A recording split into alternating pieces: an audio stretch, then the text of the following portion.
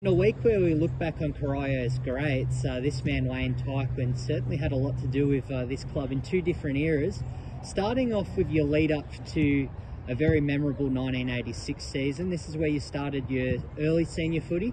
Yeah, I played juniors all here, and then in '84 I started to play senior footy.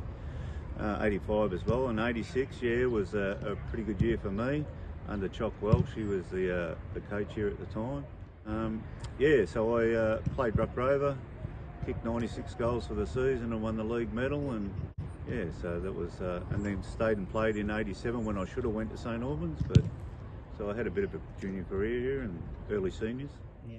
Premiership success at St Albans and Birregurra, but then life takes you back to Corio in that famous 1995 season. Do you remember coming back to the club? Yeah, well, in '87 when I was leaving to go on and play at St Albans, I told Mark Ettridge and a few others that were here, I said I'd end up coming back and coaching this club, give something back as well.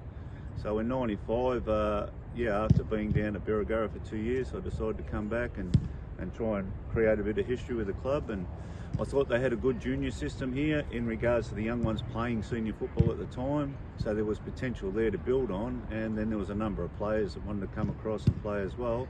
So we recruited pretty well. People just wanted to come to the club. And it was an awesome side that year. I'd nearly say it would be the best GDFL side I've seen. And I've played a lot of GDFL. I've played against a lot of GDFL good sides, but I still reckon it'd be the best GDFL side ever. I can't even remember how many goals you kicked that year. Definitely over 100, but I believe 8 in the grand final. What do you remember about playing that position back in the day in the Corio colours? Because a lot of people 30 years on reckon that was one of the greatest goal-kicking seasons of all time. Well, it was pretty good. Like, I had a very good midfield to be able to bring the ball in to me. I was lucky enough to have some good forwards around me as well, like Mick O'Toole and Sharky and and Ashley Davies at centre forward. So it spread the love a bit. So I couldn't always get the full-on attention. So I've got a little bit of free time here, so it was a bit harder to match us up. And then, as I said, our midfield and our back line were pretty good that year. So I was looked after a little bit. So we talked about Wayne Tyquin, the full forward. What about Wayne Tyquin, the coach? Were there a few sprays here and there? What was the season like as time went on in 1995? Yeah, well, definitely, because the thing with Corio, they were now known as a club in the past to be just thugs and want to belt people and do sort of be tough on the football field. So the main thing there was to sort of calm things down and just show the potential of players themselves by playing football. And the best thing I found that year was just getting to know each individual player on a personal basis and getting the best out of them. I mean, some people might need a bit of a smack in the back of the head, and some people might need a pat on the back. But the idea was to get to know them the best I possibly could, to bring the best out in them. And I still say right now that grand final side in '95 may not have even been our best side on the field at the time. We had a few injuries still going into the grand final. So there would have been maybe 3 other players that were seriously maybe have walked into that side that year. So it was an awesome side.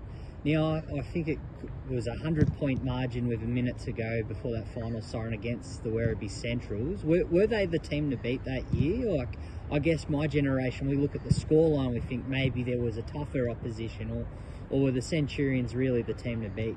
No, they were a pretty good side. They'd not long come into the competition. They'd been in it for a few years, but we had to play them 3 times in the home and away series, and they were second on the ladder.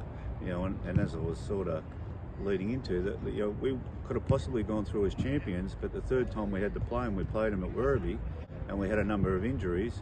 I had to play in the ruck, and a few other players had to play out of position, and we're missing quite a few. We got done by maybe 1 or 2 points, but that was a blessing in disguise because it really put a rocket up everybody else. So we went out and destroyed them in the first final, and then 19 goals, 6 up at 3/4 time in the grand final. I mean, that's a pretty awesome effort. Yeah. 8 goals, 6, and you didn't get the best on ground medal. I said this to you over the phone this week. Were you robbed? No, I wouldn't say that. I got robbed plenty of times with votes, don't worry about that. But no, there was a lot of really good players out in that side, and there'd be a number of players that could have deserved to win the medal. Johnny Cousins got it on the day, so that was a good effort by him, but there was a number of players like Mark O'Toole, he kicked 6 on a half-forward flank. Ashley Davies kicked 4 at centre half forward, so plenty of people could have got it. Yep. I really appreciate you coming here this week. Obviously, you'll be an apology at the past players this Saturday. Do you have any messages or any words for your premiership teammates from, I know I keep saying it, almost 30 years ago? No, not really. It's an honour, and I'll meet them again next year because it will be our 30-year reunion, and I hope everybody turns up next year for it. And I'm pretty disappointed I can't make the 50-year reunion and that's why I've come here tonight. So, there's a lot of really good footballers come through this football club over the years, and even the premiership side, I reckon, as I said to you, they can all hold their heads high because I reckon that was the best GDFL side I'd ever seen. Beautiful. Well, Tyquin, thanks for joining us this Thursday night. Well, here he is, the coach himself, Wayne Tyquin. What a performance. You've given him second best on ground here today with 8 goals, 4 for the afternoon, and he is a very, very happy and proud man, I would suggest. Gentlemen, I just decided to settle back and just watch the game just finish at the last little bit there. It has taken it outside to come in and do this for the club, Ronnie. Yeah, there it is.